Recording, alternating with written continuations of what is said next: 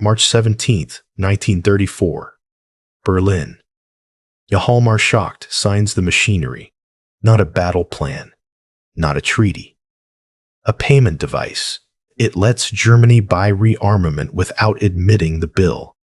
By 1938, billions in Mefo obligations are sitting in the dark. The Reich looks recovered. It is cornered. This is not fiction. This was Berlin, 1934.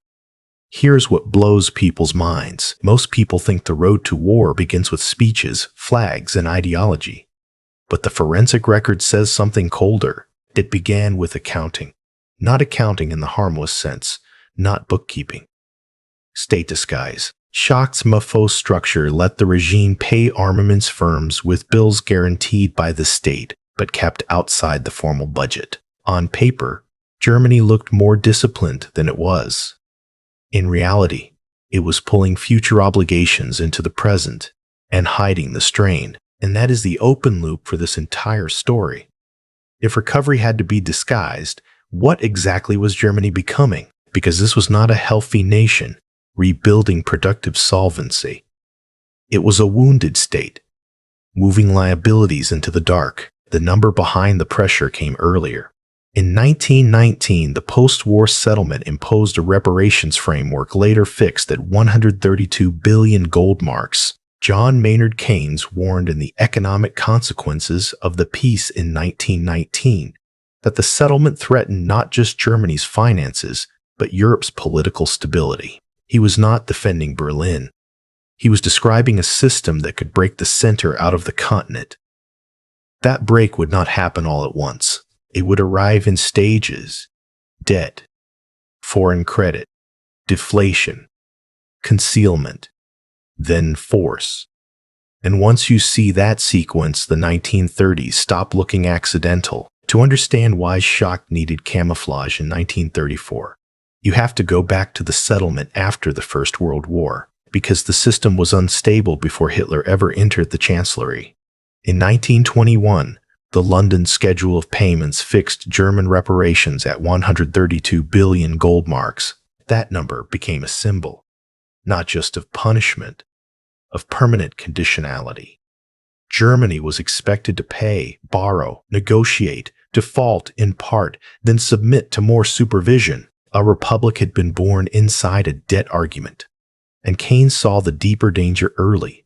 He argued that the settlement was not merely harsh, it was structurally reckless, not because Germany would literally transfer every mark demanded, but because the attempt to build Europe on coercive extraction would poison politics before the accounting was ever complete. That matters. Because when a state is forced to negotiate survival through external claims, domestic legitimacy starts to rot from both sides. Nationalists call the government traitorous for paying. Foreign creditors call it unreliable for resisting. The sinner gets crushed in between. Then came the workaround. The Dawes Plan in 1924 did not solve the debt problem. It rearranged it. Reparations payments were reduced and rescheduled, and American capital began flowing into Germany at scale. German municipalities borrowed. German firms borrowed. German banks borrowed. Stability returned. But it was borrowed stability. That is the part people miss. Weimar did not become durable. It became refinanceable. And refinanceable systems look healthy right up until the rollover fails. The Young Plan of 1929 tried again. Lower annual payments, longer horizon, more apparent realism, but by then the Republic's political survival depended on conditions it did not control: foreign lending, export earnings, and continued international calm. Then Wall Street broke, and when American lending seized up after 1929, Germany did not just lose credit, it lost the scaffolding holding up its public order. What had looked like recovery was suddenly exposed as dependency. Let me make that concrete. If you were a clerk, shopkeeper, or municipal worker in Germany in the late 1920s, the system looked imperfect but survivable. Wages were paid. Streets functioned. Credit existed. Local budgets still moved. Then external finance contracted, and the Republic discovered that much of its stability had not been earned through durable solvency. It had been rented for a while. And when rented stability expires, politics changes faster than economics. That is where we go next. Not to Hitler first. To collapse. By 1930, the issue was no longer whether Weimar had weaknesses. It was whether parliamentary government could survive deflation, bank stress, and mass unemployment at the same time. It could not. Heinrich Brüning became chancellor in March 1930. His answer was austerity under pressure, spending cuts, tax increases, wage compression, deflationary discipline. The official logic was brutally simple. If Germany proved fiscal seriousness, perhaps the reparations burden would ease and foreign confidence would return. But the street-level effect was the opposite. Demand fell. Businesses failed. Unemployment surged. And every new decree taught the public the same lesson. Elections no longer decided the direction of policy. Emergency rule did. That procedural shift matters more than it first appears, because once a society gets used to government by emergency decree, it becomes easier to sell exceptional measures as normal administration, first to cut wages, later to hide armament finance. The legal shell stays visible. The decision-making core changes underneath it. Then came the banking panic. In July 1931, the Danette Bank failed after the wider German banking crisis intensified. The government declared bank holidays. Capital controls tightened. Confidence broke. If you were paid in marks and kept your savings inside the banking system, you were not reading a theory about systemic fragility. You were living it. Lines, delays, limits. Employers unable to meet payroll. Shops unsure what would clear. And this is where the abstract mechanism becomes human. Take Victor Klemperer in Dresden. Not a politician, not a banker. A professor, a diarist. A man recording daily life as the Republic decayed and then gave way. In his diaries, you can watch the atmosphere change from hardship to normalization of political coercion, scarcity, and fear. That is why eyewitness records matter. They catch the transition while it still feels temporary. Klemperer did not write about regime transformation as a theory. He wrote about what it felt like when public language, daily security, and the boundaries of normal life began to narrow around him. That is how systems break in real time. Not with one speech, with accumulated submission. By 1932, unemployment had climbed into the millions. Parliamentary coalitions had lost authority. Presidential decrees had become routine. The Republic was still standing, formally. But the habits that keep a republic alive were already failing, and that created the opening Schacht would later exploit. Because once emergency politics feels normal, hidden finance no longer looks like a rupture. It looks like administration. When Hitler took power in 1933, Germany did not suddenly become solvent. It became harder to audit. That is Schacht's importance, not as a cartoon villain.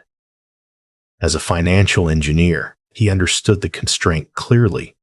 The regime wanted rearmament at a scale the official budget could not carry without revealing what it was doing, alarming foreign observers, or triggering an internal funding crisis. So he built a device that postponed disclosure. Mefo bills. The mechanism was elegant and dangerous. A dummy company, Metallurgische Forschungsgesellschaft, or Mefo, issued bills that armaments contractors accepted as payment. These bills carried a state guarantee and could be rediscounted through the Reichsbank. So the government could order weapons now, delay the fiscal recognition, and keep the formal budget cleaner than the underlying reality. Rearmament moved forward. The bill moved into the future. That was the deception. Not that money appeared from nowhere. That time was being stolen. And stolen from whom? From the future balance sheet. From any later government still trapped inside the promise. By 1938, the scale was immense. Billions of Reichsmarks and Mefo obligations had accumulated off budget, with maturities that could not be rolled forever without strain. Schacht had created room, but only temporary room. And temporary room is not freedom. It is a countdown.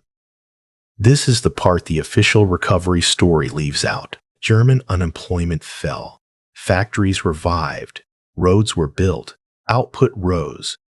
To a population coming out of the Brüning years, that looked like competence, like restoration, but much of the apparent miracle depended on controls, coercion, suppressed consumption, and deferred liabilities. You were not watching a normal recovery. You were watching mobilization financed through concealment. The distinction matters, because a genuine recovery increases resilience. This one reduced it. Take Fritz Thyssen, the industrialist who backed Hitler early and later described the regime's financial methods and "I paid Hitler." He is not a sympathetic figure. But that is exactly why he matters as a witness. Even from inside the system, the pattern was visible. Industrial expansion tied to state direction, armament demand, and financial methods that could not bear open inspection forever. And Schacht knew the limits. He clashed repeatedly with radicals around the regime, because he understood that credit tricks do not create oil, rubber, copper, or foreign exchange. They buy time. That is all. So ask the question that mattered by the late 1930s. What happens when a dictatorship hides the bill, accelerates production, and then reaches the point where the obligations come due before the materials arrive? That is where accounting stops being technical and becomes geopolitical. By the late 1930s, the central problem was no longer whether Germany could manufacture more. It was whether it could feed the machine it had built, because rearmament solved one political problem and created another. Steel required imported ores. Mechanization required fuel. Modern war industries required copper, rubber, non-ferrous metals, and above all, foreign exchange to secure what Germany did not have at home. Credit manipulation could hide liabilities. It could not produce petroleum, and that is the buried lead. The regime was not simply ideological. It was materially cornered. In 1936, Hitler launched the 4-year plan under Hermann Göring. Officially, it was preparation for autarky and war readiness. In practice, it was an admission that the existing path was unstable. Germany faced chronic foreign exchange pressure, raw material shortages, and production bottlenecks severe enough that the state began forcing priorities across the entire economy. Guns first, civilian consumption later. Imports restricted, substitutes improvised, time compressed. But substitutes have limits. Synthetic fuel was costly. Synthetic rubber was inadequate at scale, and none of it removed the underlying pressure fast enough. Here is the crucial point. Once a regime hides debt, suppresses consumption, and militarizes production, backing down becomes dangerous, because disclosure means admitting the recovery was conditional. Slowing down means unemployment, shortages, and political risk. Retrenchment means the bill becomes visible, so the search for relief moves outward. Austria in March 1938 was not only an ideological victory. It brought foreign exchange, gold and foreign currency reserves, and control over Austrian institutions. The occupation of Prague in March 1939 did more than redraw borders. It delivered access to Czech industrial capacity, armaments production, and additional reserves under German control. Expansion relieved pressure. Temporarily. That is why early conquest matters in this story. Not as symbolism, as balance sheet relief. And once seizure begins solving internal stress, war stops being only a belief system. It becomes a financing method. By 1939, the trap was nearly closed. Hidden obligations behind the regime. Resource shortages ahead of it. Only 2 exits left. Disclosure, or force. September 1939 did not begin this story. It exposed it. By then, the Reich was not choosing war from a position of transparent strength. It was moving forward with hidden liabilities behind it. import dependence incited, and narrowing room to retreat. The official image was momentum. The forensic reality was compression. A regime that had disguised the bill now faced the oldest test in state finance. Disclose the limit or externalize it, and that is the pattern to remember. A state can admit that growth was artificial. Cut back. Absorb the humiliation. Take the political damage early, or it can hide the strain. Roll the obligations, seize new assets, and force society into extraction. That is the binary choice.